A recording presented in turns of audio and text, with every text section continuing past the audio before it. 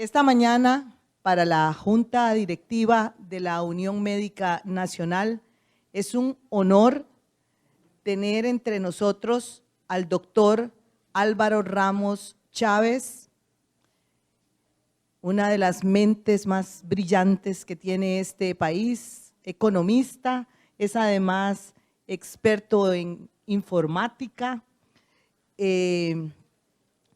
y como todos ustedes saben, expresidente ejecutivo de la Caja Costarricense de Seguro Social, también es ex superintendente de la SUPEN, así es que sabe de pensiones y aprendió, creo, en los meses que tuvimos el honor de tenerlo como presidente ejecutivo de la Caja, aprendió más que muchos presidentes ejecutivos que estuvieron 4 años, porque es una persona con una enorme capacidad de diálogo, que además sabe preguntar a los que saben y que desarrolló en esos meses un conocimiento institucional y de la seguridad social que pocos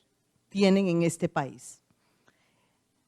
Le hemos pedido al doctor Álvaro Ramos Chávez que nos presente esta mañana su visión del futuro de la seguridad social costarricense, un futuro que cada vez vemos más oscuro, pero que en realidad, si lo manejamos bien, es fulgurante y robusto. Así es que los dejo en la grata compañía del doctor Álvaro Ramos Chávez, para quien pido un aplauso.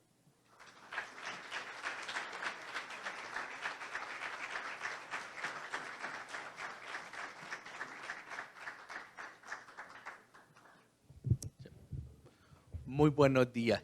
Agradezco a la Unión Médica Nacional la gentileza de la invitación. Es un honor para mí acompañarlos a ustedes esta mañana y particularmente agradezco las amables palabras introductorias de la doctora Sandí.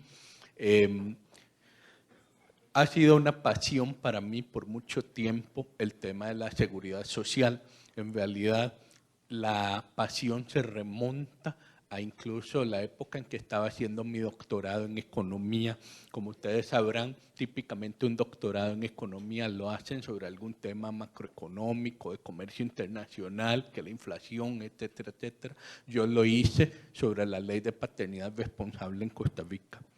Mira, y usted me va a decir, ¿y qué tiene que ver la ley de paternidad responsable de Costa Rica con la seguridad social o con economía, si fuera el tema? Y esto tiene mucho que ver con lo que se llama en economía la revolución de la credibilidad. Y la revolución de la credibilidad está muy vinculada a una idea de cómo medimos el verdadero impacto de una política pública y más puntualmente por qué es que una política pública determinada tuvo un impacto. No quiero entrar mucho en por qué, en la parte matemática de esto, pero sí había 2 conclusiones bastante interesantes de por qué la ley de paternidad funcionó bien en Costa Rica para lograr su cometido, que era la transferencia intergeneracional desde los papás hacia los hijos de los recursos familiares. Y la razón es muy interesante, hubo 2. Razón número 1, que tenemos una red muy sólida de juzgados de familia que estaban muy acostumbrados a lidiar con los casos de hijos de madres divorciadas. Porque claro, cuando uno empieza a hacer este análisis de una política pública, se está imaginando que los hijos de la mamá soltera se están equiparando a los de una mamá casada, pero no es así, se equiparan a los de una mamá divorciada. Entonces, de hecho, cuando vemos leyes similares en otros países, no funciona bien. ¿Por qué no funciona bien? Porque posiblemente son países donde el esquema de protección a los hijos de mamás divorciadas está menos desarrollado. Entonces, cuando implementas una ley de paternidad responsable, equiparar las solteras solo hasta el nivel de las divorciadas. Entonces vean qué importante es ir entendiendo exactamente cómo es la mecánica o el engarzamiento de una política nueva con las existentes. Y la segunda razón por la que la ley de paternidad funcionó muy bien acá es porque está descansando sobre la lógica de que aquel padre que indica que no es el papá de la criatura, pues entonces se tiene que hacer un examen, un test genético. Y vean qué interesante, ¿quién financia ese test genético? ¿Quién lo provee? La caja. En teoría el Estado después lo paga, pero primero lo paga la caja. Y entonces no está dependiendo de que el Estado lo pague sí o no, sino que la fortaleza institucional y la credibilidad de la caja ayudó muchísimo a la implementación adecuada del test de paternidad. Y además hay como toda una serie de consideraciones más, pero eso tiene más que ver con una arquitectura institucional que tenemos de que cuando la mamá está en el hospital hay una muy buena relación entre la caja y el Tribunal Supremo de Elecciones, entonces se hace el registrado, etcétera, etcétera. Hay como toda una serie de articulaciones institucionales, pero que no son triviales. Bueno, ustedes me dirán, ¿por qué hablo de esto? Porque es que es lo que está detrás de esta discusión. ¿Qué es el futuro de la seguridad social? Tiene mucho que ver con la construcción y la credibilidad de nuestra institucionalidad. ¿Cuál es nuestra institucionalidad? Empecemos por, cuando hablamos de la situación de la caja, ¿hay una caja? No, en realidad hay 3 cajas. ¿En qué sentido? Para la mayoría de ustedes es bastante natural pensar en la caja pensiones y en la caja salud, pero en realidad la caja salud son 2 cajas.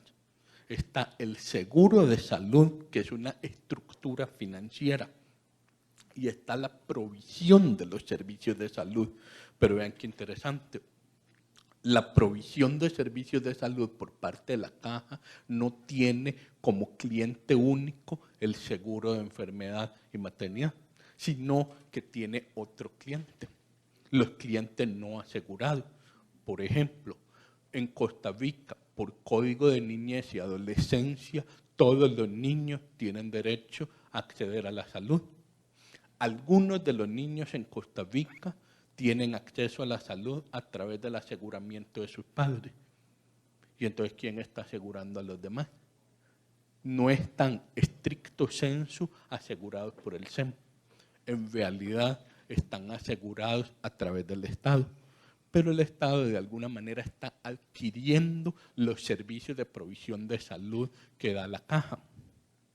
¿Por qué esta distinción es súper importante? Porque me temo que ha habido una lectura errónea de muchas personas que de alguna manera la deuda que tiene el Estado con la caja es algún tipo de subsidio al seguro de salud. No lo es. La inmensa mayoría de esa deuda en realidad corresponde a la provisión de servicios por parte de la caja a poblaciones no aseguradas o cuyo financiamiento de su aseguramiento es solo parcial. Y esto es muy importante entenderlo, porque entonces hay una relación que obviamente a mí me parece muy prudente que lo hayamos hecho así. Ustedes perfectamente, sobre todo los que han ido a otros países y conocen cómo funciona, por ejemplo, en Sudamérica, habrán visto que en muchos países suramericanos vos tenés 2 hospitales, el Hospital del Seguro Social y el Hospital del Ministerio de Salud, y se vuelve súper ineficiente, porque tenés 2 arquitecturas hospitalarias con todas las duplicaciones que eso significa, y además porque típicamente el Hospital del Seguro Social tiene mucho más recursos que el Hospital del Ministerio de Salud. Aquí me parece que con gran visión evitamos esa bifurcación de la provisión de servicios de salud. Eso no significa que haya algún problema con que haya estructuras privadas de provisión de salud, pero sí significa que a la hora de hablar de cómo paga el Estado, qué es lo que está pagando. Esencialmente el Estado está pagándole a la caja el hecho de que no tuvo que hacer su propio sistema de salud dentro del Ministerio de Salud. Pero que este es un poco menos. Ok. Aquí me van a perdonar un poco la jerga cuando la gente habla por qué que cuesta tanto proveer servicios de salud. la provisión de los servicios de salud a nivel mundial, estos gráficos no son de Costa Rica, son de los Estados Unidos, pero reflejan un fenómeno mundial. Se les dice Costo-Baumol, alguna gente le dice la enfermedad de Costo-Baumol, otro nada más le dicen efecto Baumol, pero bueno, la lógica es en honor al economista Baumol, que fue el primero que lo identificó. Si ustedes ven todas esas líneas, la línea que va más disparada es educación, el costo de la educación terciaria. Las siguientes líneas que van más disparadas son servicios médicos. Y después hay líneas que están casi planas, relativamente hablando, como lo son vestimenta, vehículos, transporte, comida, muchísimo más planas que el crecimiento que presentan educación y salud. Entonces, ¿cuál era el ejemplo canónico que decía don William Baumol para este efecto? Él lo que decía es que esto está muy vinculado a cuán fundamental es la interacción humana en la provisión de un determinado servicio o bien. Entonces, por ejemplo, en agricultura podemos imaginar que tuvimos la Revolución Verde, ¿verdad?, en los años 60 y 70 por Norman Borlaug, ¿verdad? Y tuvimos esta revolución en productividad, y la productividad básicamente se multiplicó por 3 o por 4 en la mayor parte del mundo, y entonces los precios relativos de la comida han ido bajando. El otro día leía que era muy simpático que, guardando estas proporciones, la leche y los huevos en Estados Unidos hoy cuestan algo así como 1/3 o 1/4 parte en términos relativos de lo que costaban hace 40 años. Entonces, eso es lo que ustedes aprecian ahí como una línea muy plana, y obviamente hay bienes de consumo, especialmente los tecnológicos, cuyo costo se ha desplomado. Caso típico, los televisores. Los televisores hoy cuestan una fracción, digamos, del ingreso relativo de una persona de lo que costaban hace 40 años. Y entonces, ¿por qué no cubre eso en la educación y en la salud? Y William Baumol usaba un ejemplo muy interesante. Hablaba de la sinfonía de Beethoven tocada por una orquesta sinfónica. Él decía, ¿puede la orquesta sinfónica tocar esa sinfonía en 10 minutos? No, tiene que seguir durando lo mismo que cuando Beethoven la compuso. Y tiene que ser tocada por la misma cantidad de gente que cuando Beethoven la compuso. Obviamente, podríamos hablar de ponerla, no sé, en un video en YouTube y escucharla, y esa es otra discusión, pero digamos, a la hora de querer escuchar una sinfonía de Beethoven en vivo, tenés esos costos.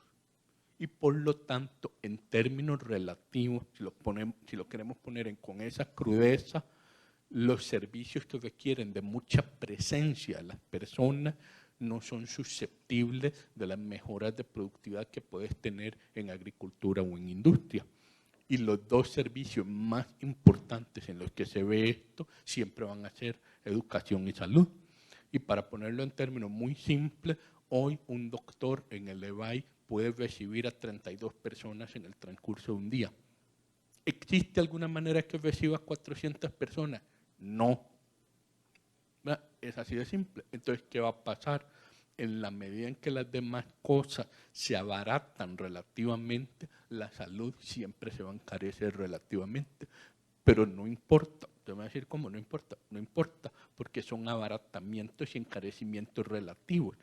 En la medida en que la sociedad se hace más y más productiva y valoramos más y más, por ejemplo, temas como la salud y la educación, no importa que crezcan un poco como parte del PIB, porque se supone que el PIB se está haciendo mucho más grande, ¿verdad? Y eso es un poco la discusión que hay acá. Sin embargo, en los Estados Unidos, de todas maneras, el PIB se disparó. Como esta es una reunión de médicos, no voy a hablar mucho del IVM, pero sí quisiera adelantarle que mi sospecha es que los recientes discursos sobre quiebra de la caja tienen su germen en realidad en algunas dificultades actuariales que sí tiene el IVM. Son bastante menos severas de lo que la gente se imagina y tienen implicaciones menos severas de lo que la gente se imagina, pero uno sí entiende por qué podrían interpretarse como una quiebra de algún tipo a la que está expuesta la caja. Fundamentalmente lo que ocurre es que el IVM tiene tres grandes fuentes de ingresos: los salarios, los retornos sobre las reservas y las propias reservas. El primer momento crítico es cuando no alcanza con los salarios, entonces consume una parte del retorno de la reserva. Segundo momento crítico, cuando tiene, además de consumir el retorno de la reserva, consumir la propia reserva. Y el tercer momento crítico es cuando se agotó toda la reserva. Entonces, mucha gente cree que cuando se agota toda la reserva, el régimen quebró. Pero lo que a la gente se le olvida es que siempre están los salarios y usted puede ajustar según cuánto porcentaje aportan los salarios. Lo que pasa es que, claro, en el momento en que ya llegaste al tercer punto crítico, los aportes que vendrían de los salarios se vuelven muy volátiles. Por eso es que los actuarios, y obviamente yo que fui superintendente, tratamos de que nunca llegue el tercer momento crítico.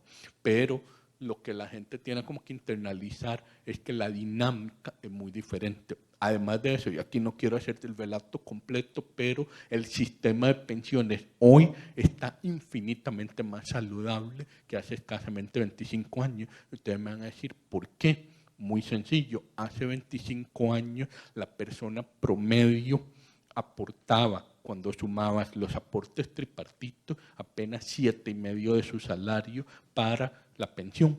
Hoy está aportando 14,34. Estamos aportando más del doble que hace 25 años. Entonces, claro, desde el punto de vista de la capacidad de financiar nuestras propias pensiones, hemos mejorado muchísimo, ¿verdad? Lo que pasa es que nosotros en Costa Rica lo cacareamos muy poco.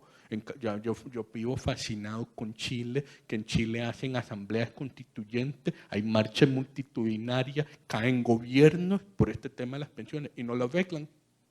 Nosotros muchísimo más callados, ya prácticamente estamos a las puertas de arreglarlo, ¿verdad? Porque somos un país mucho más maduro. Normalmente no hemos necesitado hacer alborotos para arreglar las cosas y tal vez ha sido un poco un error que la gente está como con la idea de que nada ha cambiado, nada se mueve, ¿verdad? Y no, han cambiado muchísimas cosas.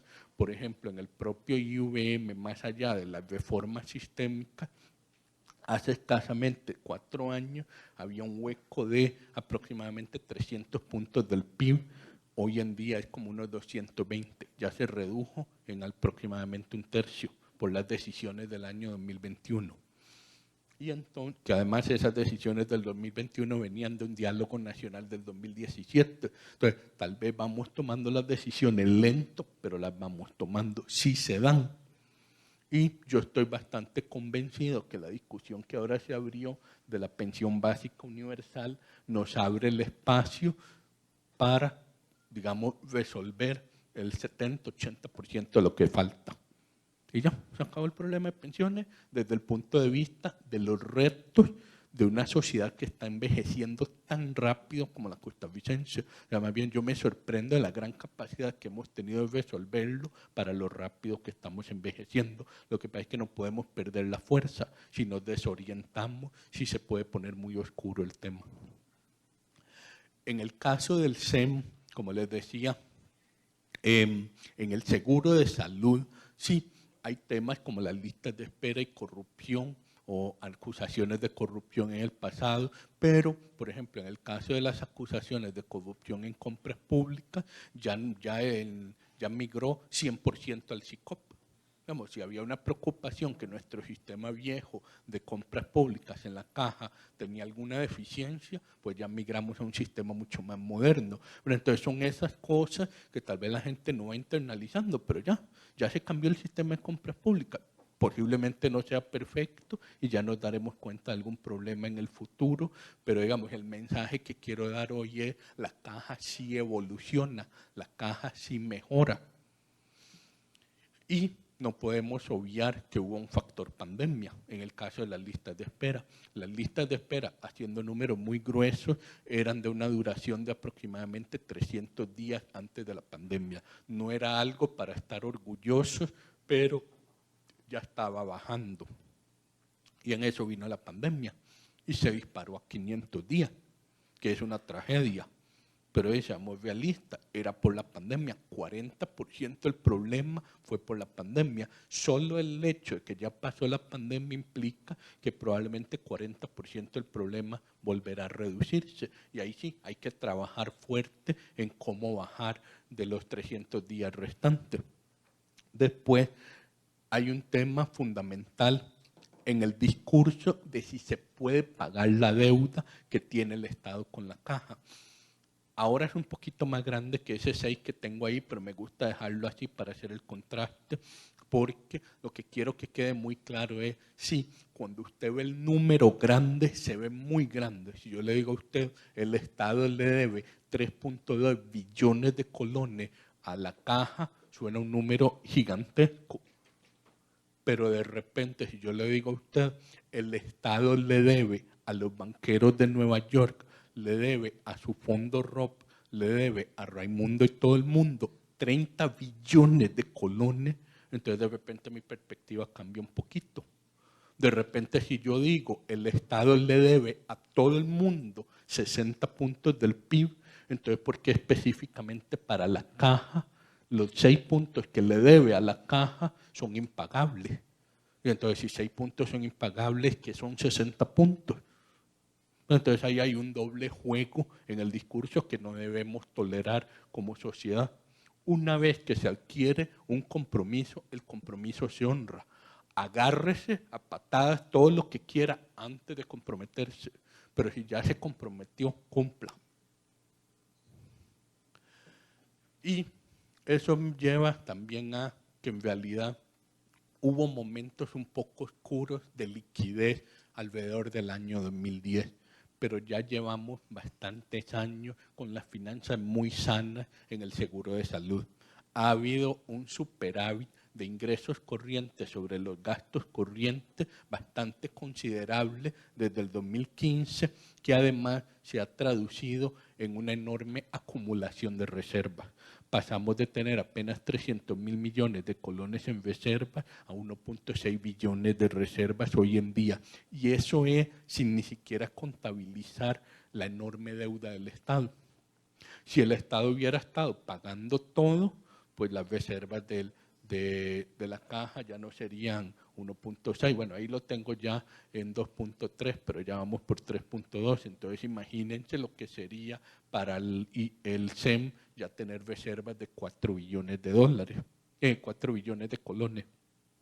¿Por qué son tan importantes estas reservas?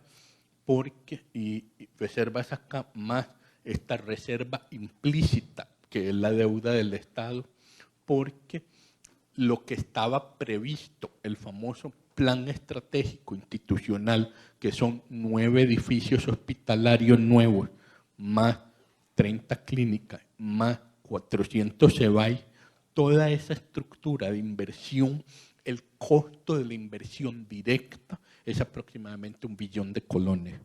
Pero el funcionamiento operativo de toda esa inversión es aproximadamente otros 3 billones de colones. ¿Verdad? Porque lógicamente en salud, reitero, por costos Baumol, ¿verdad? Mi historia de los costos Baumol, en salud lo caro no es el cajón de cemento, lo caro es tener a la gente que te atiende dándote servicios de salud adentro del cajón de cemento. Entonces, bajo esa intuición, los 4 billones que nos cuesta el PEI a lo largo de los próximos 10 a 15 años, lo solucionamos con que el Estado se comprometa a pagar y con las reservas que ya tenemos, porque vean qué conveniente. Y esto es importante para que entiendan la lógica de lo que yo propuse en su momento. Construir nos cuesta 1 billón de colones. La Caja ya tiene en el bolsillo 1,5 billones. Entonces la Caja puede construir, no tiene ningún problema para construir todo. Pero ¿cuál es el problema? Que hacia el futuro tiene que tener gastos operativos y debe tener el fondeo para esos gastos operativos. Si el Estado estuviera cumpliendo, no hay ningún problema, se fondean esos gastos operativos de las inversiones que se van a cometer. Pero si el Estado no va a pagar esto y no va a pagar a futuro, porque claro, tal vez la parte que la gente a veces se pierde es que esta deuda está creciendo todos los minutos. Cada minuto que pasa crece y crece y crece. Y no es que está creciendo por intereses, es que está creciendo porque el Estado sigue sin honrar la totalidad de su compromiso. Entonces todos los días se abre la brecha por incumplimiento, no por intereses. Obviamente si ustedes a esto le suman los intereses, entonces peor todavía. Pero en realidad la masa del crecimiento es que el Estado, usando números muy redondos, debería estarle pagando a la caja alrededor de 500.000 millones y le paga solo 250.000 millones. Entonces por eso la deuda crece rapidísimo. Y antes de que la gente se imagine, es que la caja gasta mucho. No, ya todo cambió. Tal vez hubo alguna época en que los gastos salariales crecían muy rápido y por lo tanto los gastos corrientes, pero ya tenemos bastantes años de que vienen bajando y particularmente el 2022 fue muy impresionante porque incluyendo el aumento salarial, la masa de remuneraciones creció apenas 1.3% nominal. ¿Y por qué es importante usar la palabra nominal? Porque la inflación fue 8%. Entonces, lo que ustedes están viendo ahí es que los salarios de la caja crecieron 1.3% en promedio, pero los precios del país crecieron 8% en promedio. Entonces, para el funcionario promedio de la caja hubo una caída de casi 7% en su capacidad de compra. El millón de colones que se ganaba, ahora compra 7% menos. Y eso, digamos, a mí me tiene muy preocupado en temas de retención de personal calificado. ¿Verdad? Porque al final siempre tienes esta balanza, ¿verdad? ¿Cómo vas generando las condiciones para retener personal calificado y entrenado como el de la caja y simultáneamente cómo controlar el gasto? Pero la caja sí estaba pudiendo mantener bastante buen balance en ese sentido. A mí siempre me generó, y yo no lo digo ahora afuera, cuando estaba de presidente ejecutivo se lo cuestioné a la dirección actuarial, ¿qué es este gasto tan explosivo? Porque mucho de la discusión es que la caja va a quebrar o está quebrada, tiene que ver con este gasto explosivo. Y cáiganse de espaldas, por ejemplo, uno de mis casos, digamos, favoritos para analizar, y curiosamente el New York Times hace pocos días sacó este gráfico, que no sé qué tanto se aprecia allá atrás, pero ese gráfico lo que refleja es que todas las proyecciones de ellos, en algún momento, como habían crecido tanto en gastos de salud hasta por ahí del año 2010, 2011, ellos creían que hoy estarían gastando $22.000 por beneficiario, hoy año 2022, y en vez de eso están gastando 12.500. Entonces, en Estados Unidos, que hacían estas proyecciones explosivas, se frenaron, no fueron explosivas, llevan 10 años de no ser explosivas. Entonces se van a preguntar, ¿y por qué? Y a mí me gusta hacer esto, ¿verdad? Saltar a Estados Unidos para entender qué puede pasar aquí. ¿Qué hicieron en Estados Unidos? ¿Cuál es el punto de inflexión? Que por fin llegó un presidente llamado Obama que se tomó en serio este tema de los costos de salud y dijo, no, vamos a implementar un sistema que ahora la mayoría de la gente llama Obamacare, ¿verdad? El nombre formal es ACA, pero bueno, el Obamacare, y frenó los costos de salud.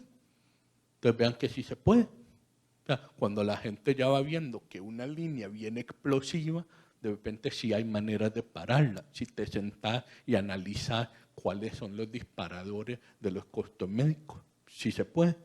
Entonces, volviendo a Costa Rica, yo veo eso y digo, imposible. Esa línea que ustedes ven ahí no es nominal, es como parte del PIB.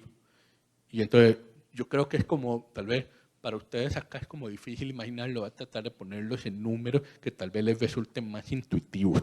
Lo que está diciendo ese gráfico en dos platos es, si hoy estás gastando un colón relativo al PIB, en 15 años estarás gastando 3. Y entonces la pregunta que uno se tiene que hacer es, ¿cómo vas a gastar el triple?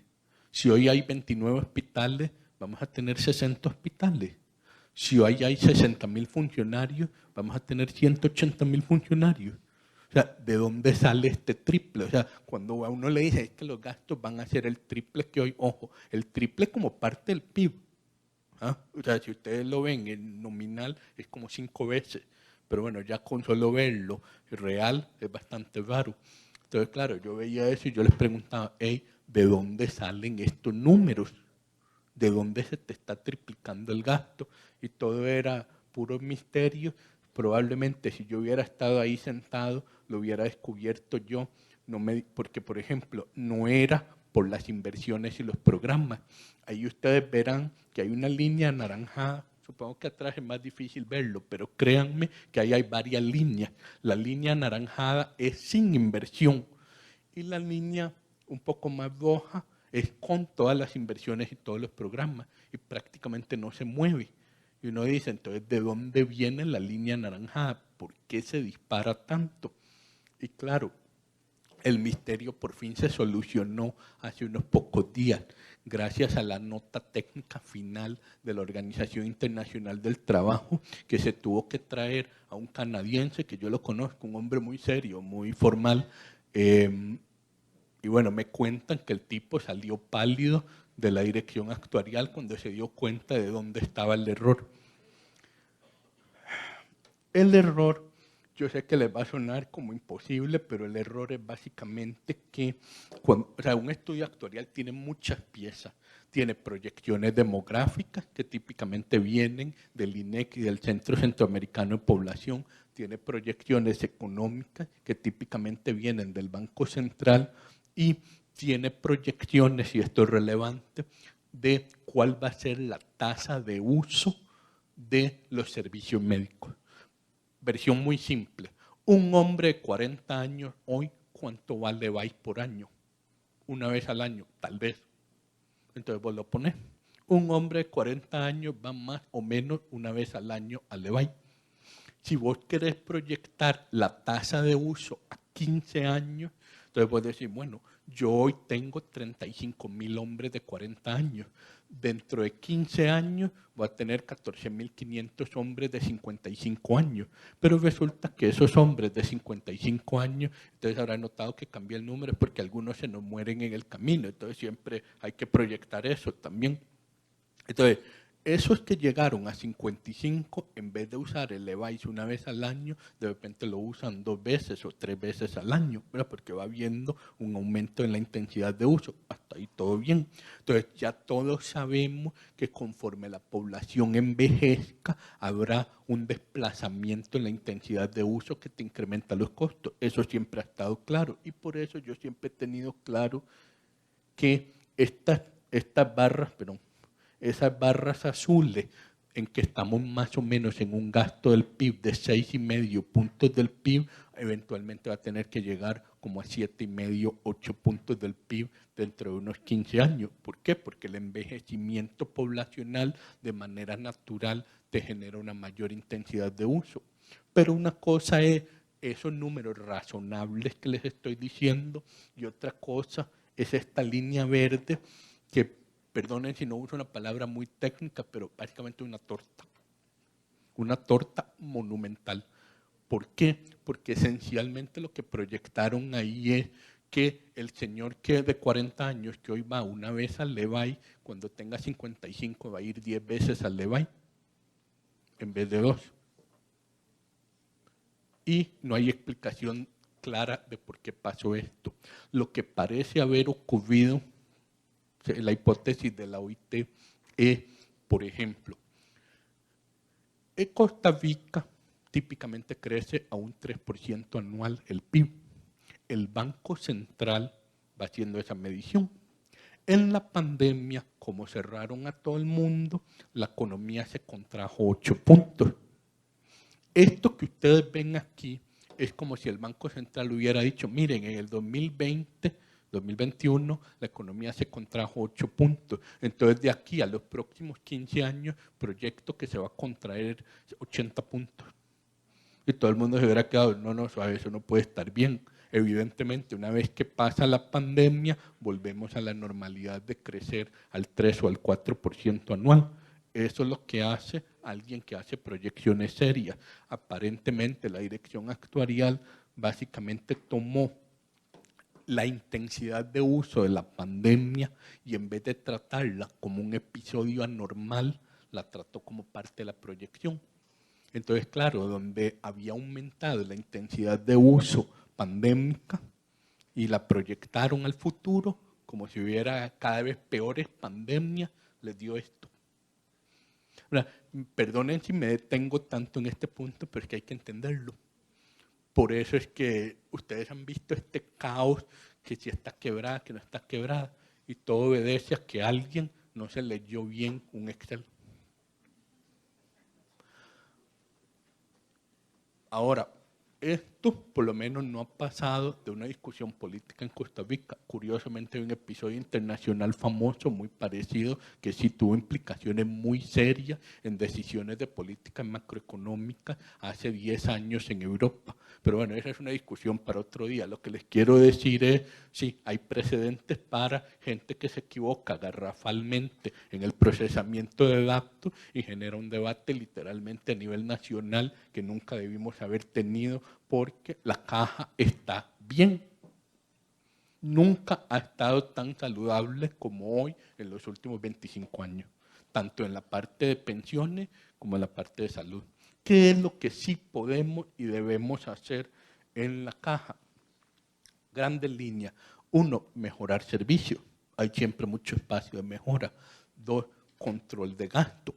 Yo sí quiero ser realista con el tema del control de gasto. Vean, los números que yo a ustedes les mostré, 6,5 del PIB, eso es extraordinariamente eficiente. En Inglaterra, en Alemania, en Francia, los números son más cercanos a 12 puntos del PIB. En Estados Unidos, 18 puntos del PIB. Aquí tenemos básicamente mejores resultados que Estados Unidos, gastando menos de la mitad, como proporción del PIB. Si lo calculáramos en números, en dólares, lo estamos logrando con la 10ª parte del gasto que en Estados Unidos. Entonces, desde el punto de vista de eficiencia de los resultados, la nuestra es extraordinaria. Entonces, cuando yo hablo de control del gasto, siempre va a ser un control en el margen. Es más para evitar abusos muy puntuales. Pero a nivel de diseño sistémico, la caja funciona muy bien.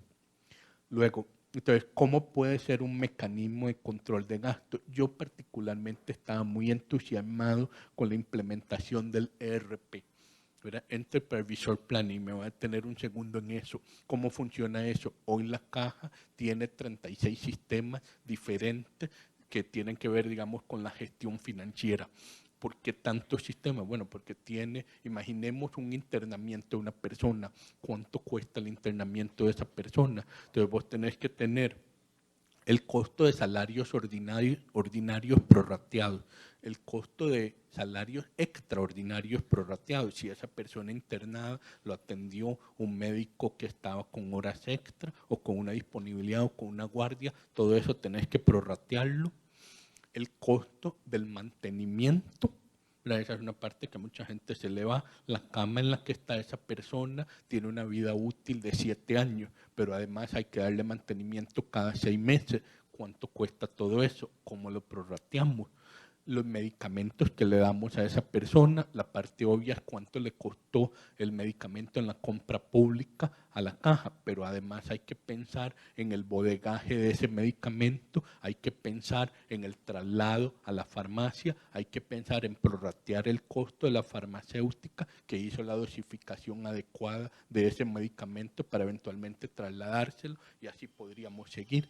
Entonces, si ustedes se dan cuenta, hay un conjunto de costos, pero bueno, ni se diga, por ejemplo, el costo del propio hospital, ¿verdad? Que tenés que prorratear el costo de tener, de construir, mantener, operar ese hospital. ¿Cómo juntas todo eso en la jerga moderna? El ERP. El ERP te consolida todos los sistemas y te permite tener esa trazabilidad financiera. Entonces, muy rápidamente identifica no solo el costo promedio de procedimiento por centro de costos, sino que además adquiere la capacidad de identificar cuáles lugares se desvían mucho de este costo base. ¿verdad? Y entonces eso ayudaría mucho a rebalancear algunas preocupaciones que hay. Pero de todas maneras, eso en mi criterio no va a ser una diferencia muy grande. Puede generar más agilidad operativa al interno de la caja, puede generar mejor asignación de recursos, pero no se imaginen que va a mover mucho la aguja de si vamos a gastar 8 puntos del PIB en 15 años o 7.8 puntos del PIB. Eso es lo que la va a mover. No es que vamos a mover de 8 puntos al PIB a 2 puntos del PIB. Eso no va a pasar. O sea, la gente tiene que ser realista de cuál es el impacto de estas cosas. Luego, yo sí creo que el EDUS tiene un inmenso potencial. Particularmente yo estaba muy ilusionado con la creación de listas de espera en los EBAI. ¿Por qué? Porque mi impresión es que sobre todo estas historias de la gente haciendo fila fuera del EBAI no te permiten medir la demanda real del EBAI. En cambio, si la gente pide la cita por el EDU y ya se llenaron los campos, los metes en una lista de espera y rápidamente irías identificando qué EBAI están especialmente saturados. Y entonces a nivel de decisiones centralizadas, puedes decir, aquí hay que poner uno más, porque estamos observando una saturación muy consistente en este EBAI más que en estos otros. Pero entonces ese tipo de acomodo te permite asignar los recursos más eficientemente. Y para ir ayudando a la parte más de especialista, tendríamos referencias y contrarreferencias dentro del EDUS. Pero entonces te da mucha más trazabilidad en la plataforma. ¿Verdad? Que todas esas historias de los papelitos, y curiosamente poco después de mi salida, a mi hija menor le internaron por un episodio pequeño y ahora viví lo del papelito. Yo no lo puedo creer que todavía estemos con esto de los papelitos, pero bueno, no me dio tiempo de hacer, digamos, ese cambio. Ojalá lo hagamos. Luego, fortalecer la inversión en los EBAI y dar más capacidad resolutiva. Bueno, ustedes son doctores, entonces no les tengo que explicar mucho eso. Me parece que ya ustedes como gremio particularmente tienen que visualizar qué elementos adicionales se le podrían dar a los médicos generales de resolutividad a nivel de EBAI bajo ciertas condiciones. No tengo ningún problema en que lo pensemos con un condicionamiento de entrenamiento. En el mediano, largo plazo, lo que yo creo es que debemos hacer una implementación a lo español, que es ir convirtiendo todos los médicos de los EBAI en especialistas comunitarios y de familia. Que eso fue lo que hicieron los españoles, que me parece una salida elegante en el largo plazo. Pero claro, eso toma 30 años y necesitamos una solución ahora. Entonces, bueno, esa conversación yo la estaba teniendo con los, ¿cómo se llama? Con la UCR y con el Colegio de Médicos, pero bueno, se imaginarán que se interrumpió y no sé en qué estado está ahora, pero definitivamente, ¿cómo hacemos más capacidad resolutiva? Hay alternativas a verlo solo desde el lado médico. Cuando yo hablé con expertos de Harvard de qué era lo que hacía la gran diferencia en Costa Rica, aún siendo presidente ejecutivo, me dijeron los ATAP. Yo, ¿no se refiere a los EBAI? No, los ATAP. Vean qué interesante. No me dijo que ni los médicos ni nada, no, me dijo los ATAP. Pero entonces yo ya estaba maquinando como presidente ejecutivo la posibilidad de aumentar un ATAP en todos los EBAI. Entonces literalmente había que contratar 1,000 personas y seguro me hubiera llovido por eso. Pero si a mí me dicen es lo más efectivo de nuestro sistema, y yo lo hago, a mí qué me importa. Pero entonces son esas cosas que tal vez a veces nos cerramos mucho, que los especialistas, que esto, lo otro, de repente puede ser contratar más ATAP y entrenarlos. Esas cosas son a lo que los invito como a pensar más en cómo podemos mejorar como caja. Luego, continuar con el plan de inversiones, por supuesto. CTU, me disculpo por haberlo puesto en jerga, es costo total de uso, que eso tiene mucho que ver con esta lógica de, por ejemplo, las camas. Entonces yo todavía me acuerdo una compra grande que llegó a la junta directiva de las camas y era todo un tema porque lo que nos mostraban en la licitación era el costo de la cama y el costo de los primeros 2 años de mantenimiento. Pero claro, cuando yo pregunto cuál es la vida útil de la cama, me dicen 7 años, uno dice, bueno, entonces yo debería estar analizando el costo de la cama y 7 años de mantenimiento, no 2 años.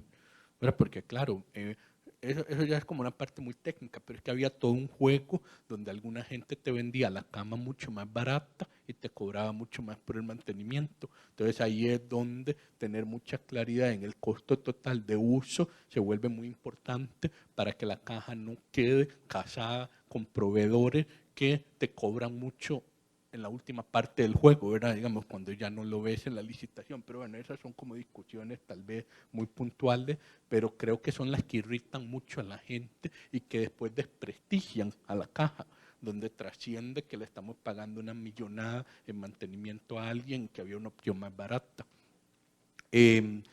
Examen para especialistas similar al modelo español. A mí sí me gustaba ese modelo español para ir solucionando el tema de, digamos, posibles cantidades muy bajas de especialistas en algunas especialidades, no es en todas. Pero esto yo siempre tuve muy claro que cualquier solución de esa, aún si la implementábamos a partir del 2024, que era lo más temprano que se podía implementar, iba a significar nuevos especialistas lo más temprano, por ahí del 2029 o 2030. No, yo soy muy así, muy del proceso, que si yo hago una reforma ahora, ¿cuándo tiene un efecto? En 6 años. Entonces, ¿qué hacemos estos 6 años? Si es que va a durar 6 o probablemente dure 10, bueno, entonces tenemos que retener los especialistas que hay en la caja. Y ahí era donde yo decía, hay que ofrecer un salario muy atractivo a los especialistas para que se queden en la caja. Y a mí me duele que me da la impresión de que no ha ocurrido eso. Y es una discusión que creo que es muy importante que la Junta Directiva tenga en serio, y si tienen que ofrecer un salario inusualmente alto, que se ofrezca y se acabó. No, porque me parece que cuando andamos como en doble juegos con esto, terminamos en el peor de todo el mundo. Se van los especialistas y ahora sí, ¿cómo los reponer? Entonces creo que hay que tener esa discusión muy franca de que hay que retener los especialistas en la caja. Eso es a lo interno de la caja, pero esta es una conversación a nivel país. ¿Qué podemos hacer a nivel país? A nivel país, número uno, sin duda, tiene que haber un arreglo de pagos del Estado con la caja. Esto no puede ser tan complicado. Y yo ya había propuesto uno. Perdón. Disculpen. Yo ya había propuesto uno. Este fue el arreglo de pagos que le presenté al presidente hace más de un año. Yo le dije, vea, hagamos algo. El Estado, los compromisos legales que tiene hoy corresponden a 1.1 puntos del PIB aproximadamente. Y lo que verdaderamente paga es aproximadamente 0.6 puntos del PIB. Entonces, mi propuesta era, vea, toleremos que la deuda crezca un poquito más durante los próximos 5 años, pero que va a ir creciendo más lento. ¿Por qué? Porque me debería estar pagando 1.1, entonces págueme 0.7 el año que viene, 0.8 el año siguiente, 0.9 el año siguiente, un punto el siguiente, y en el 2027 por fin me paga 1.1 y ya quedamos tabla. Pero ahora hay un problema, se hizo más grande la deuda durante esos 5 años. Entonces tiene que seguir subiendo, 1.2, 1.3, hasta llegar, calculábamos nosotros, mi equipo, hasta 1.45 dentro de 10 años. Entonces, esto en la jerga financiera es básicamente un esquema de pagos backloaded, digamos, ¿verdad? Como trasladado mucho al futuro. Entonces me va a decir, ¿por qué? Porque mi lógica era muy simple. Ya la caja tiene 1.6 billones de colones en reserva, puede ejecutar todo ya. El problema es operación. ¿Se acuerdan que les estoy hablando ahora más temprano? La plata la tiene ya para construir, el problema es la operación. Entonces mi lógica era muy simple, que estos 5 años el Estado no me pague todo, pero yo empiezo a construir todo, sabiendo que dentro de 5 años, cuando ya empiezan a operar todos los EBAI, todos los hospitales, cuando ahí sí ya la caja va a estar muy recargada de costos, entra la plata del Estado. Entonces yo decía, si balanceamos los dos, Y yo sentía que era una propuesta muy acorde a las necesidades del Estado hoy, que sí, yo tengo muy claro del hueco fiscal del Estado, la deuda que tiene en este momento y los esfuerzos que están haciendo por reducirla. Entonces, esto que les daba 5 años de aire me parecía una manera muy prudente de no ahogar a un Ministerio de Hacienda. ¿Por qué no les pareció esta propuesta? Es un completo misterio para mí. Me parecía una propuesta simple, clara, con qué objetivos, con qué lógica, y nunca he escuchado una propuesta alterna. La propuesta alterna parece ser, de por sí la caja está quebrada, entonces mejor no le paguemos. Esa es la propuesta alterna que me parece que tienen en la cabeza. ¿Y por qué es que yo estaba bastante seguro que esto se puede? Porque aún si hacemos todo lo que yo había propuesto, modificar el IVM en conjunto con una pensión básica universal, que esa propuesta está en la Asamblea, aunque yo le haría algunas modificaciones técnicas, pero no vamos a entrar mucho en eso, pero digamos, vean que ya está en la, ya está en la mesa. Modificaciones al SEM con una canasta básica de salud universal pagada por el Estado. Esta idea viene cuando yo me di cuenta que ya tenemos una cobertura del 94%. Yo dije, hagámoslo universal. Yo en la OIT veía países con coberturas del 15%, 20%. En Costa Rica tenemos 94%. Si vos vas a esos países africanos con coberturas del 15% y les decís hagámoslo universal, tienen toda la razón en reírse en la cara de vos. Aquí no. Si aquí ya estamos en 94, hagámoslo universal, 100%. Atendamos a todo el mundo en todos los EBAI. Y más bien les apuesto, los costos más bien van a bajar. ¿Por qué van a bajar? Porque esa persona no asegurada, hipertensa, que lo que terminamos teniendo lo he reventado con alguna situación muy delicada cerebrovascular en emergencias en el San Juan de Dios, pudiste haberlo controlado en el EBAI a una fracción del costo. Esa es la realidad. Muchísimo más barata la salud preventiva. Okay. Entonces, pero más allá de esos posibles efectos de reducción de potencial, aún si lo prevemos como aumento, porque a mí no me gusta como venderlo como todo es mágico y todo se va a pagar solo, no. Presumamos que sí va a haber algún tipo de aumento de gastos de alrededor de 1.5 puntos del PIB. Pero vean qué interesante, somos un país, de nuevo, es que parte del problema es que no nos contamos las historias nosotros mismos. Estos números son de la Contraloría General de la República, no son míos. Del año 2020 a hoy, hemos reducido el gasto público en más de 4 puntos porcentuales del PIB. Es una reducción que, digamos, yo todavía me asombro que la hayamos hecho. Me parece extraordinaria esta reducción. Y claro, eso es lo que está permitiendo un saneamiento acelerado de las finanzas públicas, pero también es lo que está permitiendo todo lo que ustedes saben, homicidios récord, aumento del 50% en la tasa de homicidio, la crisis en educación, que el informe de la educación ya no supo ni cómo llamar la atención del nivel de crisis que tenemos, porque claro, de los 4 puntos que hemos recortado, 2.3 puntos han sido en educación. Entonces, y con un agravante, y lo que viene en salud. Porque claro, seguridad es el canario en la mina. Usted recorta el presupuesto de seguridad y tiene sangre en la calle muy rápido, que es lo que estamos viendo. Usted recorta en educación y en salud, y lo vas a ver en 10 años. Cuando los muchachos ya no tienen cómo encontrar empleos decentes porque no tienen el nivel educativo necesario y cuando se nos empiece a morir la gente innecesariamente porque no les dimos atención adecuada cerrando las brechas desde ahora. Entonces, eso es lo que a mí me tiene muy frustrado de, ok, si ya hicimos todo este esfuerzo para sanear las finanzas, bueno, está bien, ya lo hicimos, ya se estabilizaron, ya se sanearon, vayamos planeando qué vamos a hacer hacia el futuro.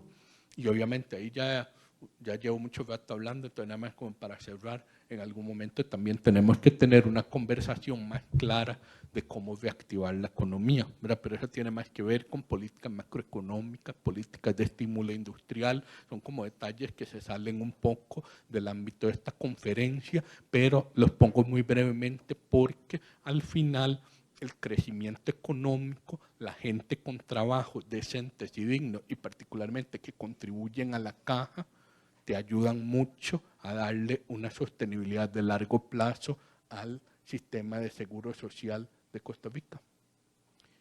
Y ojalá podamos construir todos juntos una caja fuerte hasta el siglo XXII. ¿Y por qué hasta el siglo XXII? Y yo siempre lo digo, es egoísmo de mi parte. Tengo 2 hijas de 6 y 3 años. Y cuando hago los cálculos actuariales, la probabilidad de que ambas vean el siglo XXII, particularmente la menor, son muy altas. Entonces yo sí quiero una caja fuerte hasta el siglo XXII para mis hijas. Gracias.